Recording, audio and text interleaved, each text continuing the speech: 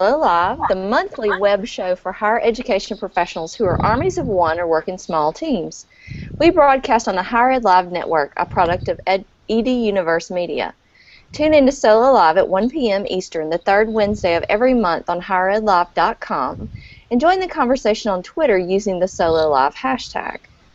Now, we're your hosts. I'm Tanya Oak-Smith. And I'm Ron Bronson. And today we're joined by Michelle Tarby. Hello. In just a minute, we'll be talking about attending conferences as solo and how to get the most out of that experience. But we can't do that without first giving a shout out to the sponsors that make Solo Live possible. First, we'd like to welcome Omni Update as a sponsor to Solo Live. Yay, Omni Update. Yay. Omni Update is the leading web content management system provider for higher education.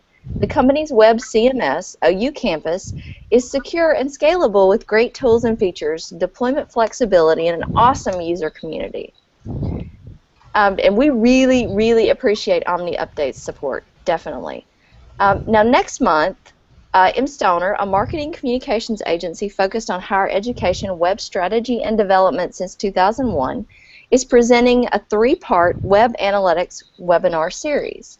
You know the data you're collecting is important, but how do you put it to use? How do you align this data with institutional objectives? And how do you take advantage of Google's advanced features like customized reporting, event clicks, or funnels? You'll get answers to these questions and sharpen your knowledge of Google Analytics with mStoner's webinar series. We're going to tweet out a link right now where you can learn more about the series and register. Institutions can register for individual webinars or receive a discount by signing up for all 3. Now let's get back to the show. Remember, you can always jump into the conversation by tweeting us with the Solo Live hashtag. Okay. Hi, I'm Ron. She already knew that. So our guest today is Michelle Tarby. And Michelle is an army of one at Le Moyne College, and she creates and implements online tools within content management frameworks and standalone web-based applications. She provides research and analytics to demonstrate success of online initiatives and progress toward achieving desired online goals. That's a mouthful. As social media tools become increasingly more critical, she develops social media strategies and recommends tools to meet an organization's strategic goals. Once the initiatives are in place, she provides benchmarking statistics to measure performance and success. Michelle served on the planning committee of the Higher Ed Web Conference since 2004, acting as co-chair for management, content, and social strategy track at the annual conference. She also has served Higher Ed regional conference planning committees. Founded in 1946, Syracuse's Le Moyne College is a 3,500 student private college which combines Jesuit teachings and traditions while engaging all students into their own development as individual part of the community and the world as a whole at SHU. Just a shout out to our other guest today who is not able to be with us today because armies of one have tough lives. They're trying to do a lot of different things at once. It's very hard, but we want to give a shout out to Grant Cummings, GC Pepper Guy on Twitter. He definitely wanted to be here with us today, but wasn't able to do so. But he's here in spirit. And so, with that, today's topic. Right? Yes, absolutely. This is a topic that I know Michelle is particularly enthusiastic about, and I'm particularly enthusiastic about because, like, we're so committed to Higher Ed Web that we've basically said that during the conference we'll pretty much do whatever you need to do to make it work. So I want to stop and remind everybody that if you have any questions for Michelle or either one of us, me or Ron, because I like to think of us as both being veterans of Higher Ed Web, then just tweet us using the Solo Live hashtag. So, you know, we want to talk about any advice you have, any experiences you have at the conference or any conferences that you go to.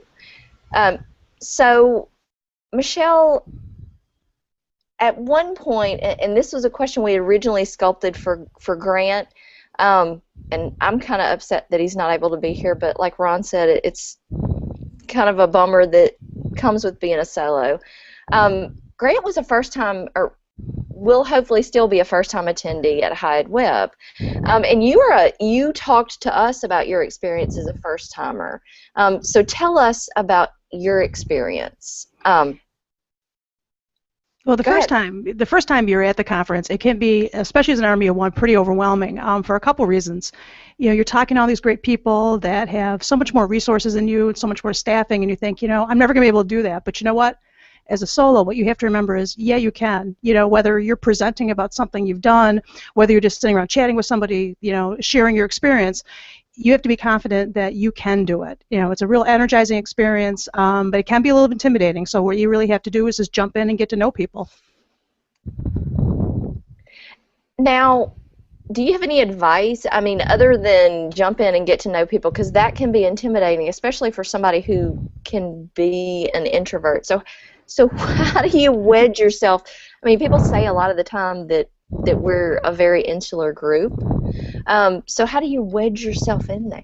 What's just other than just jump in? I mean, what's your advice? And Ron, you were a newbie too at one point, and I can relate my jump in story. Yeah, I actually do want to. This is a topic that's very near and dear to my heart, as most of you who know me know, but a lot of you who don't know this, is I spent quite a bit of my professional career in Wyoming, which is a state still. And one of the issues with that was I always felt often that I was on an island. I felt like, well, gee, other than my local colleagues, sort of around the state, local being the 10th largest state in the country. So it's a relative term. I didn't always feel like I was connected to the wider audience, and so it's what caused me to blog. It's what caused me to sort of get me into, sort of the wider higher ed community over the last 7 or 8 years. But for a long time, even though I was blogging and I knew all these people online, I had never been to a conference, a large conference before. It was always things came up or I couldn't go. And so it was really in the last 18 months or so that I've been way more of an active conference goer. And so it was sort of weird knowing people but not knowing them. And I remember, I'm not going to say the person's name, I remember going to a conference once and running up to someone that I knew on Twitter who was a good friend of mine now, a guy. And I was like, oh my God, it's so good to meet you. Hey, how's it going? And he looked at me like I was crazy. He was just like, who are you, and why are you doing it? And then he figured it out, but it was great. And so the point of that is simply to say that there are a variety of emotions that you may feel from especially if you can follow, if you're active Twitter and if you're watching the show, you're someone who feels like you're connected to the wider community, yet you don't know these people in real life. So you feel like, they're my friends. We talk about food all the time. Yeah, but, I guess, Michelle, I don't know, I guess any of us can talk about this. Michelle, Tanya, you said you would want to tell your first-timer story, but I think that hopefully you're tweeting to us, but people can understand that you're going to have a range of emotions, and that's all right with these kinds of things. You're going to figure out what works for you. For some folks, that's going to be finding a person you know really well and getting engaged and taking that person and tagging along. For me, it was Lena Wines. I went to Penn State a couple of years ago. She was there, and she's like, Ron Bronson, come with me. And literally everywhere she went, I went. And it was the best thing ever because I didn't feel alone. I had someone with me. And I didn't feel as intimidated by a lot of the situations because I felt like, well, I don't want to go with those kids. Those are cool kids hanging out over there. I don't want to do that. Right. And I feel that way. So if I feel that way, how would someone else feel? And how do we combat that? I think that's your point on Twitter is exactly, that's spot on. You feel that you know people. For me, it was a group from Penn State that kind of helped me. My first couple conference experiences, because it was in the time when the conference was always in Rochester, I always kind of viewed it as a chance to catch up with friends who I hadn't seen in a while that weren't attending the conference but were in the area. So I would actually, because I was a solo, I didn't have that level of comfort yet, I would skip the social events. So I would go off, after the sessions were over, I'd have dinner with my friends, hang out with them for the day, and then the next day I couldn't figure out how everyone had started to bond and form these relationships. And how come, I felt like I wasn't a part of it? Well, I wasn't a part of it because I wasn't participating. So you have to make sure that, you really engage in the events. There's a lot of social events that are going on. I always tell new people to kind of look for informal opportunities to get to know folks. When you check in to the conference on Sunday, if you don't have anything else to do, just kind of hang out in the lobby. Talk to committee people, talk to conference people, talk to track chairs, and get to know other folks that are just kind of hanging out. What makes this a great community is we all love to share. And Ron, I loved your blog post last week about, sharing the awesomeness, We want to do that. We want to raise the bar for each other. And, over the years, I've learned stuff from amazing people, but I've also made connections to help me out, and I think that's one of the real powerful things about High Ed Web. And I think that that's another thing that we can emphasize to first-time conference goers. At least for me, I absolutely love to go in and look at the sessions and see who is talking at different points in the day, and then looking them up on Twitter and starting to engage with them before you get to the thing. Then you've established a relationship before you even walk in the door. Exactly. You can ask somebody. It's kind of like Twit Boot Camp that Mayan Plout is doing now. You know, you find a common thread and you hook up with somebody based on that common thread, and then you've got a friend, and that friend can introduce you to other friends, and then you've established a web, not a literal internet web, but a web of friends who will, you know, ask you to dinner, or, you know, that kind of thing. Another thing that makes it easier to meet people who have similar interests is the thing that we do with the table talk discussions, the times at High Ed Web when we say, hey, if you want to talk to people about mobile, then you need to go and sit at this table, or if you need to talk about content strategy, go and sit at this table, and y'all all go out and eat together, and you talk about this shared experience that you have with this technical difficulty, or this word difficulty, or this professor difficulty, or whatever it is. And then you've created a bond, and it's the same kind of bond that Ron and I created. You know, we're both solos, and that's exactly how we met. We met at a conference. So we did, and it was just happenstance. And someone said, "Oh, you're interested in that? You should talk to Tanya." And it had nothing to do with Solo World.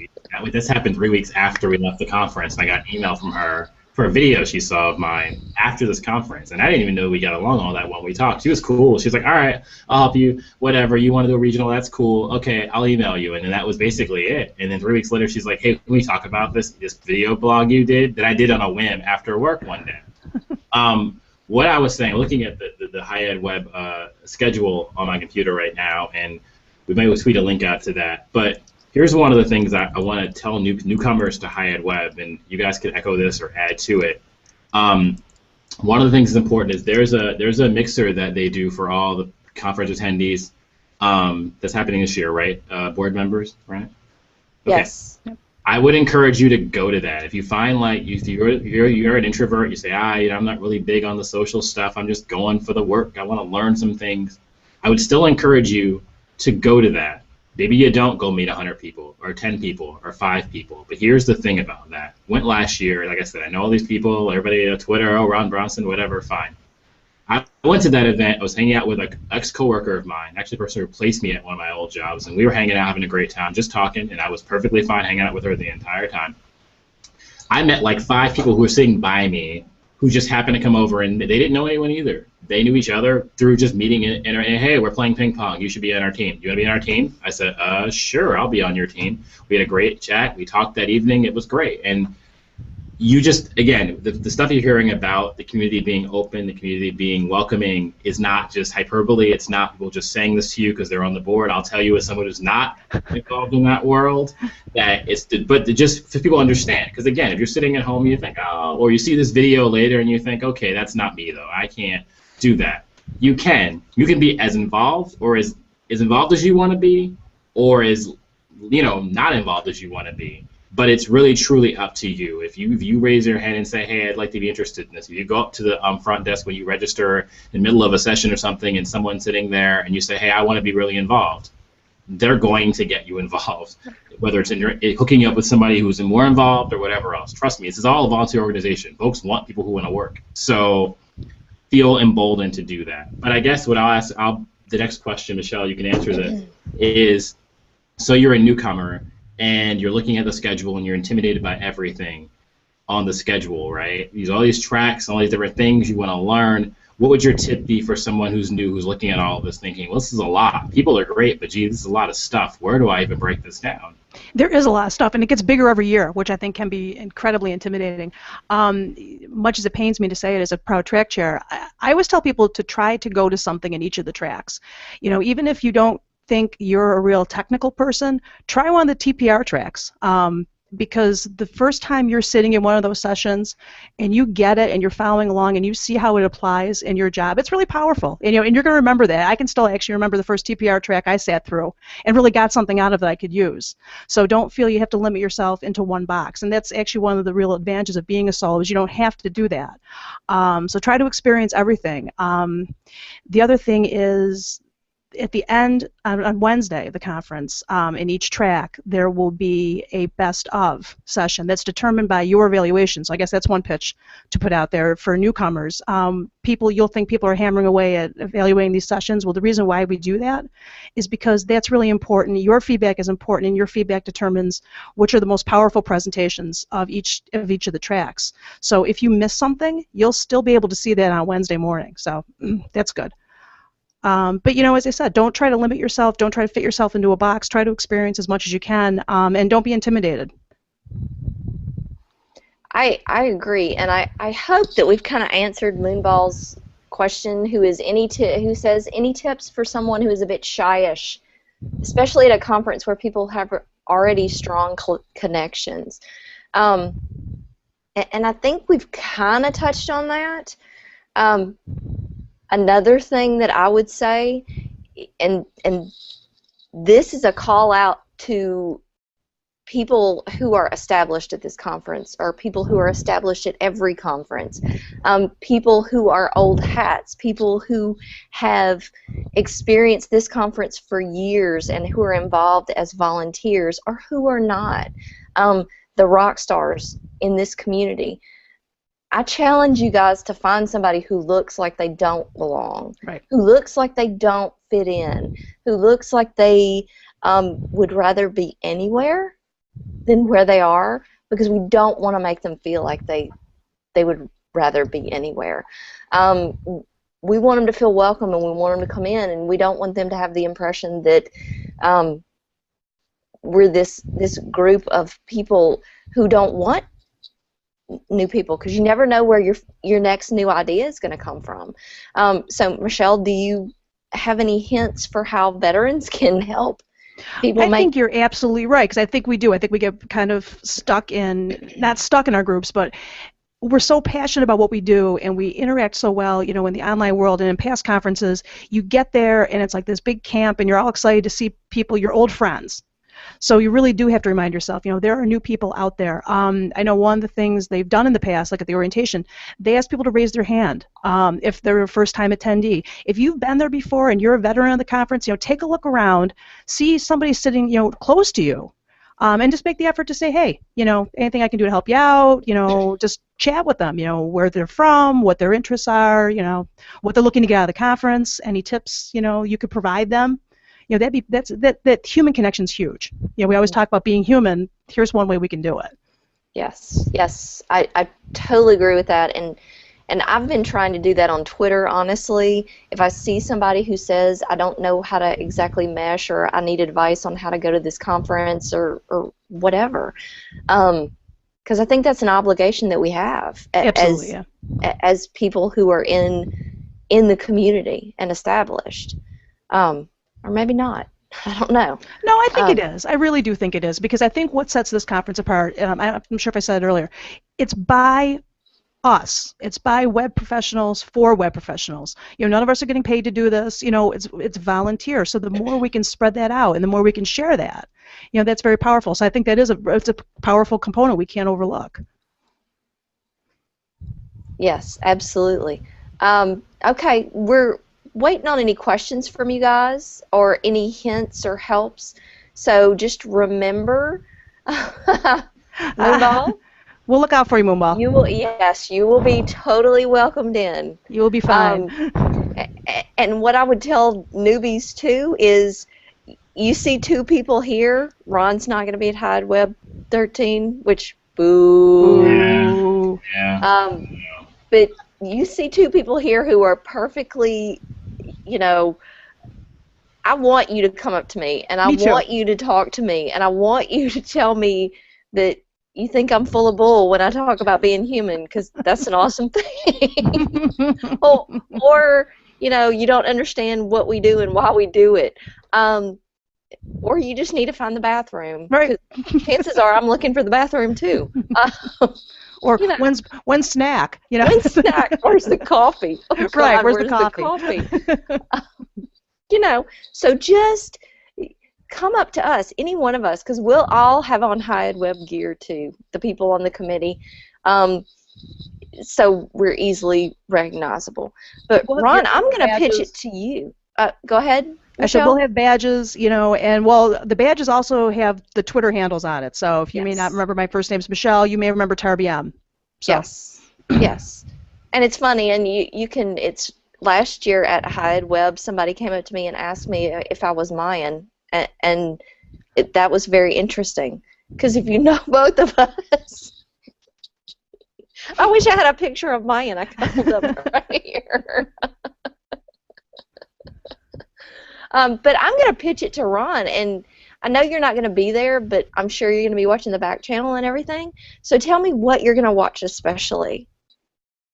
Well, the first thing is I would also encourage you to be using those hashtags. If you're watching the show, if you're on Twitter, if you're doing Twit Boot Camp, say, and you're just sort of getting into this Twitter thing, conferences, if you're at a conference, the best time to get really active in Twitter is at a conference, because even if you're not tweeting, if you find yourself not being a huge tweeter, which is perfectly okay, you can still follow that back channel. And, I mean, you can find folks who are going to lunch. I know I'm gluten-free, and so every conference I'm always like, all right, where are the other people who are like me who can't eat real food? Let's go somewhere and let's make this work. And it works great at smaller conferences, but at big ones too. And folks just sort of invite themselves, and then you meet all this crazy motley crew of people. What am I going to be watching for?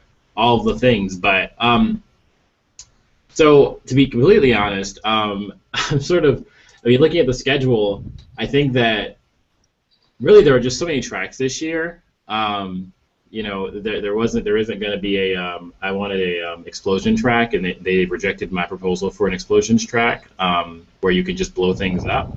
But maybe next year. But I tend to be. I know Michelle encouraged everybody to try different things to every track. I would also encourage you to do that. I tend to be more of a like track. I get track agnostic. I go to my track, and I'm a track adherent. You know, it's like I go where I go, and these are the things I know.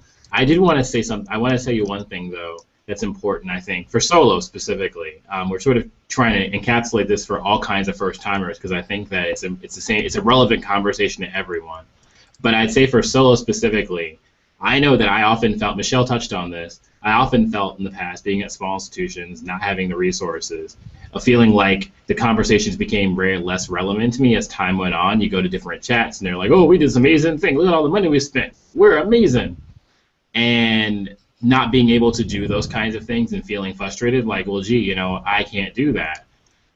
What I would encourage you as a solo to know is that, A, try to pick the different things on your agenda. Say you're the only one going for your institution. Say there are really great things that your boss could benefit from, but your boss isn't there. Or you're the boss, and you've got people under you who could really benefit from some things, but they're not there. Go to a session that they could benefit from. Take notes. Record that information. Take down tips, because you can bring those things back. A, they'll appreciate that you thought of them.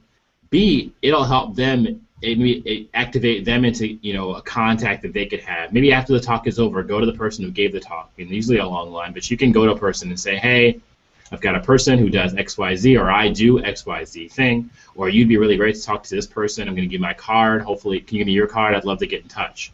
Most people are really receptive, especially if they're talking at a conference. Folks are receptive to that kind of interaction. But so it doesn't have to be all. Gee, I've got to figure all these things out. I have to go to this conference and validate my presence for being there. I need to learn a million things. No, you're going to learn your stuff. You're going to take your notes. You're going to get things out of it that you can get. But you also should bring something home for everybody else. Everybody loves a souvenir. And I don't mean a trinket or a T-shirt. In this case, it's actual knowledge and information. You guys want to follow up and add to that? Can I just give Please. especially a caution for solos? I think because it's such a great conference and you hear so many great speakers, I think at least what I did when I first started attending is I would come home with this huge list of things I was going to do because I saw these great things, I was inspired, and I would write them all down on my whiteboard, and I was really energized, and then 2 months of reality set in, and that list was still sitting on my whiteboard. So I think one way to kind of handle that and keep your enthusiasm is maybe pick one thing that really speaks to you, one thing that your campus is really going to benefit from, and focus on that. Some people at the conference will call it your nugget of the conference. But if you can find that one thing and you can put it into practice based on some of the things that you learned at High Ed Web, that's going to be an amazing experience for you.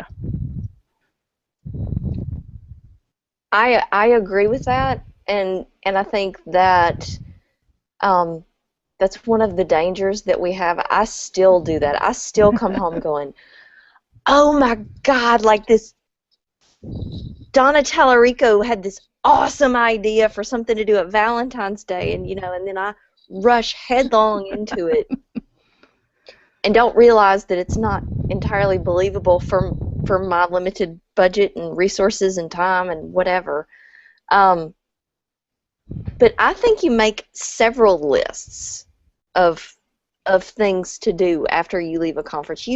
I think you exit a conference with a list of things that you know are achievable. Those low-hanging fruits, those things that you can show your leadership and you can say, see, I went to a conference and I got this, and so you can send me to another conference, those kind of things. Those small, or not necessarily small, but stuff that you can do. And then you have a long-term goal kind of thing that you make a list of. And then I think you develop a pie in the sky. Oh my gosh, if I had everything in the world, I would do this. I would redesign my website, and I would totally redo all my content, and I would make the biggest, most awesome website ever, and it would be lovely and wonderful. You got to have that kind of stuff to strive for, and you never know exactly when you're going to be able to do something on that list. Because some fairy unicorn smiled on you and said, hey, here's all the money in the world. You never know. So we have a question here on Twitter that is, is there a recommendation on note-taking? Do either of y'all have a recommendation on note-taking? Anyone who knows me knows I'm the worst note-taker in America. Like, I remember stuff, and then I email myself the answers. Evernote doesn't work for me. So I'm not sorry. That's terrible, but it's the truth. I go to meetings with digital devices and I write things down, but no. But Michelle's probably got lots of wonderful ideas, but she's awesome. Thank you. I'm not a huge Evernote fan either. I just use the regular Note app on my iPod or my iPad. But let me give you guys a piece of caution. If you're going to rely solely on electronic notes, last year I had all these great things written down and they're stored in my iPad. I didn't back it up. My iPad died. So it was quite a long time before I got that information out of it. So if you're going to rely solely on electronics, make sure you're backing up. But the other thing I use is SpringPad. I'll put things into notebooks in SpringPad and organize them that way. That's another tool I like to use. Or pad and paper. Yeah. I find it interesting because I will take notes on Twitter. If you see me at a conference and I tweet things out, those are things I want to remember. Because Twitter is my big bucket for stuff. It's my tool of choice. If I favorite something, then that means, or if I retweet something, that means that I want to come back to it. But I will also have pen and paper because in the environment I work in, it's rude to bring an electronic device to a meeting and take notes. So I'm so sculpted to use an electronic device and a piece of paper that if there is a tangential thing that I have while I'm taking a note on Twitter, I'll write it down. I won't, because it won't make sense to anybody but me. I don't really use Evernote to take notes. I use it to keep up with lists. Hey, maybe. Who knows? Let's see. Yeah, Jessica says that she's heavily Twitter focused in her note taking, and I do too. Ron, you said mental notes. I find that being an old reporter, that mental notes sometimes stick with me. I start constructing in my head a story that I want to tell about this thing, and a mental note is the thing that kicks it. Well, as a blogger too, one of the things that helps is that, we're always forming narratives between my personal blog, between Higher Ed Solo, between goodness knows what else someone wants me to write for them. I tend to go to these events with, very targeted thoughts, and then other things will happen that are interesting, or I'll go to a talk I didn't think I was going to go to, and, there'll be breakthroughs, and then I'll do a blog post about it. I'm very observational, so I tend to watch what's happening a lot. For those of you, yesterday it was a student who tweeted about, it had nothing to do with anything, but it's interesting. The student tweeted about blogging and wanting to do more blogging, and how do I professional blog, and, how do I do these kinds of things. And I tell you, if you're an aspiring blogger or you're someone who blogs sporadically, conferences are a really great way to make bold observations about things that are happening. Often we all feel like in our own silos, in our own institutions, that we're the only ones going through particular problems, particular issues.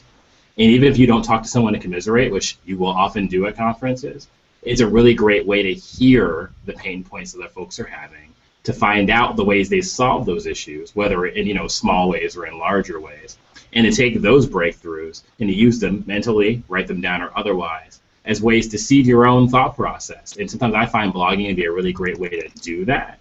And so, it doesn't always have to be about, today I feel sunshiny or whatever. Blogging can often be a way to work out your thinking and about how you see things. And the conferences have been a great resource and tool for helping me do my job better. And so I think, and not always from interactions, not always from talking to people directly, often from just being in the room with other smart people who are doing the kinds of things that I either want to do or am doing. It's like going to a really good school. You just sit in a room with smart people, and it's like you have to step your game up because you're hanging with these really smart folks all the time. And whether that means just listening to everything that's happening or not, so for those folks who are like, I'm an introvert, they're not going to any parties, I'm just going to go to some events, and I'm going to go home, you will still pick things up, but just bring your A game. And that just means listening and being activated. Yes, absolutely. And Jessica also tweeted out to challenge and ask a question of the presenter. And this is it is appropriate for solos. Ask them how you could use what they learned on your level or scale. I think that would be, I love that idea. And I want people, when I'm talking, when I'm up there jabbering, I want people to engage. I want people to give back to me. And particularly, I think it's appropriate for us as solos to challenge people who have never had to face the challenge that we have. Okay, that's good. You had an unlimited budget. How do you go and do what you do and scale it down? We've done that before on the blog. We've talked to people who have done projects that have big budgets or bigger budgets and bigger teams than we have. So how do you take that down to a level that works? Don't you agree? Y'all agree? Yeah, I absolutely agree. And y'all have both presented, so how do you feel about questions and things like that? When I presented, I would much rather, I agree with you, I would much rather have an audience engaging with me and asking me questions and challenging me. I find the same thing when I speak to groups on campus, when I speak to classes. It's much more, they get more out of it, you get more out of it if they're asking you questions. Other than you're just staying there talking and they're just staring at you. And it's the same in this setting. I have seen presenters be incredibly willing to either try to bring it down to a more manageable scale, or be willing to talk to somebody offline even. So again, I think that's part of the community aspect of this, is that people should be willing to. Should be willing to give. Right. And take for that. I often say, if you think that I'm a load of BS, then please tell me, because I'd like to know. And I'd like to, we welcomed Moonball earlier. We've got a tweet in here from CM Butler. It's going to be your first Hyatt Web, your first annual. So I'm assuming that you went to a regional. I'm hoping that you went to a regional. So, hey, welcome. Yay. Come meet find us. Yes, please. Let's see. Does anybody have any other questions before we jump into probably the part that I'm most interested in? Anybody on Twitter? Anyone? Anyone? Guess not. Doesn't seem like so. Okay, cool. Let's wrap it up with this question then. It's a huge question. I've asked it like 50 gajillion times on Twitter. What's a must-see for you? And Michelle, answer this as if you didn't have to sit in your track. Okay, yeah, I will do that. I will do that. And I actually was able to find some. Again, we talked about earlier, I would recommend Maayan's session on Got Students, Get Social, because without our students, we're nothing. And all of us, I think, are trying to find new ways, different ways, unique ways to have our students tell our story. So I think that's got the potential to be a really great session. Let's see. I was jotting down some notes here. Sorry, Ron, go ahead. Oh, no. I was just sort of looking through this and all the shows I'm going to miss and how depressing this is for me. Oh. But there's one called I Invited a Geek to the Dance and Loved It. Collaboration unlocks the information hidden in our data, from Donald Malone at the University of Alabama. I think that any kind of collaboration chat is always a good thing, especially in a technical conversation. And so I think that that's a really neat one. If you're even remotely data-minded at all, I think it can be a really interesting talk. Maybe some others that I'm really depressed I'm missing. Another one is actually during the same. It's actually a different time. Sorry, is creating a cohesive website experience from scratch. Jennifer Pope at Rutgers University Camden. I think that's something that's a really relevant conversation, whether you're at a big school or a small school, and I think that'll be interesting chat as well. I don't want to look at it anymore. I'm depressed. Tell me where you're going. The other kind of theme that kind of struck me this year was there's a lot of sessions on crisis communication, which is becoming, sadly, increasingly important and for us to think about and not wait till, God forbid, something happens on our campuses. So I think there's some opportunity there for people to pick up some new things and new ways of thinking about how to deal with crises when they happen. Huge thing these days. Yes, I thought it was interesting in looking through the proposals how many were focused on crisis communication. Yeah. I also think it's interesting that we're seeing a lot more on kind of gleaning content from the community. A lot more discussion about that and how to make that work, with your community. What else you got, Michelle? The other one I really want to see, and I may step out of my track for this one, is Dave Olson's measuring web performance. Because he's always done such great things. I think measurement's important. I think seeing how all these tools are fitting together, impacting our trends, I think would be that's something I'm interested in. So I think something important to see. There are so many cool things. There really are. I know. Even when I was trying to look. I'm noticing there are a lot of a lot of folks that I don't know very well, and I think that's really great. That's something that I know that we've talked about, especially last year after Hyatt Web, is let's hear some new voices. Let's hear some folks that we don't know as well, and maybe aren't as involved in these other things because they're doing other things. And I think that the community did a really good job of bringing a cross section of new voices out, and so I'm really excited just to see and to hear from these people, and hopefully this is just the start of hearing from them more and more, because this is obviously an evolving industry, an evolving field, an evolving area, and so you constantly need to hear from new voices and new ways of doing things and figuring out how we can tether all those things together into some sort of coherent narrative for our own institutions, taking what we can. So I I'm think blown away every year when you see the proposals come in. Just the range of things people are doing, the number of submissions we get every year. It's amazing. It's really, really powerful and striking. You know, just the cool voices that are out there. You know, the other thing that's available is the poster session. That people can attend. I think it's Tuesday afternoon, and that's a real great way to get to know people, get to see, you know, some of the smaller scale things, but not smaller scale things people are working on, but see what people are working on a smaller scale. So that's definitely something to check out. Tanya and I both did posters last year.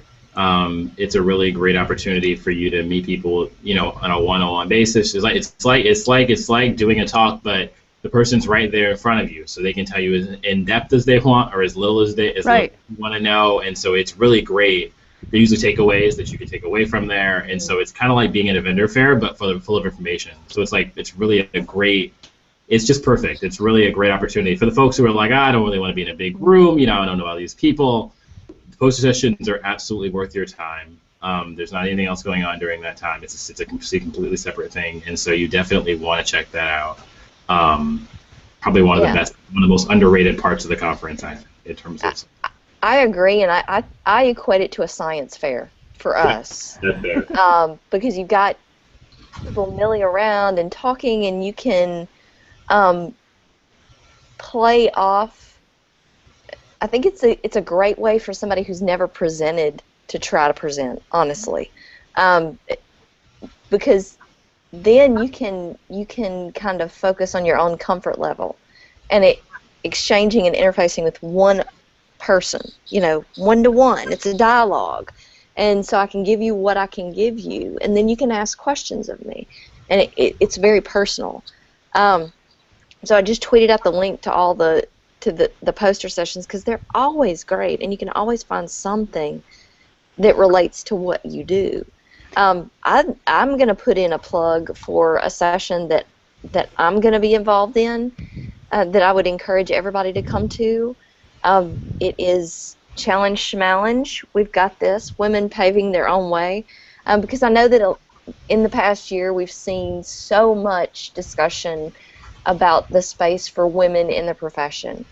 And I think that higher ed does a really pretty good job of bringing women in and taking our knowledge and using and encouraging.